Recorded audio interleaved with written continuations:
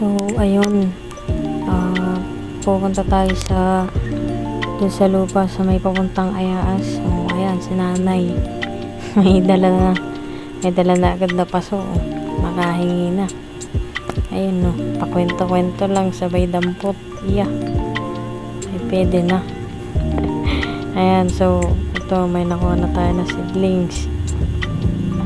Ay, yan na yung aking tinanim nung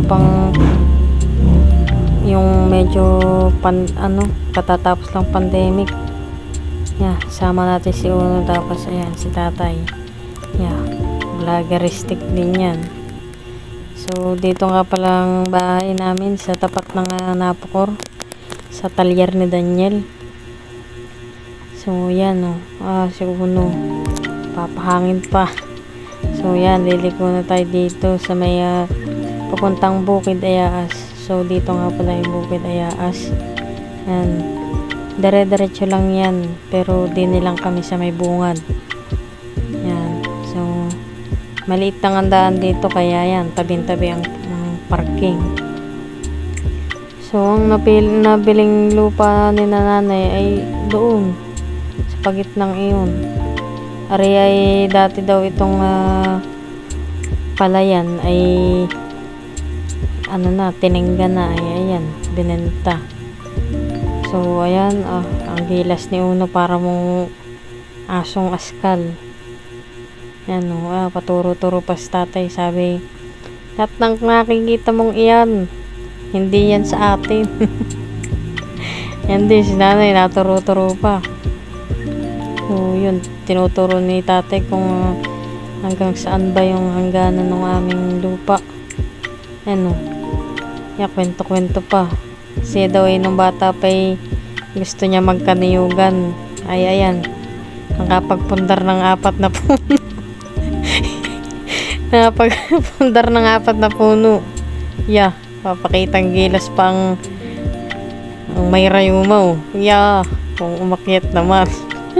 Kala may binata pa. Yeah, kung akyatin na may kala may katayog.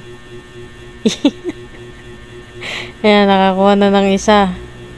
Ano nga kaya? May laman. Sa pagkakaliit pa na yan. Yun yung kinuha. Ay, tawag daw diyan ay malauhog. Himbang ang laman ay yanong nipis. Kita mo yung bao. Ay, ari na din sa higop ng sabaw. Yeah. Tapos ay yan, nagkikwento nga yan daw, nakapundar daw siya ng 4. Dati gusto iniyugan, ay di yan, meron 4. Okay na din. Kasi yan, nagbukas na naman. Yeah, sarap ng sabaw na yan. Ang ari namang itong ikalawang binuksan ay hindi ko alam ang tawag, pero ari na din kainin, papakin. Yeah, ganun dati ang gawa pag nasama ko sa pagniniyog ay ang panghugas ay ng kamay ay sabaw ng niyog, ang tubig ay sabaw ng niyog, tas ang merienda ay di yung laman. So ayan, nagsisimula ng itanim yung mga nakuhang seedlings. So di naghahawan lang ng kaunti. Ayan, sinabi ko kanina ay dating tubigan. Yan, may na pinapatuyo lang ay kasi yung lambot pa. Lumulubog pa. Hindi ari, balik. Yeah, nagputik pa si Nini, wala nang itinulong. Yeah. And tapos nautusan pa nga magkaroon din ng ambag.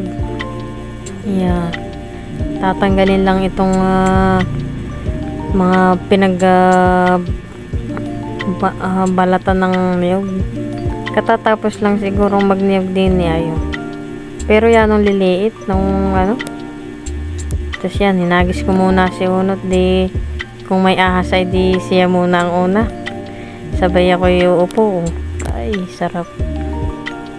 Dito po ay mahangin tuwing hapon, no. Tapos ay presko ba talagang ano dati nga pala yan ay di mahangin talaga. Tapos ay yan, si nanay kinuha na rin niyog at doon naman sa kabilang hanggan ng tataniman. Yes, si nanay na may pagkikay lumugti yan, hindi ka mahihila. So ayun, nandun sila sa dulo. Kasi dito lang ako. Hala, nguso eh.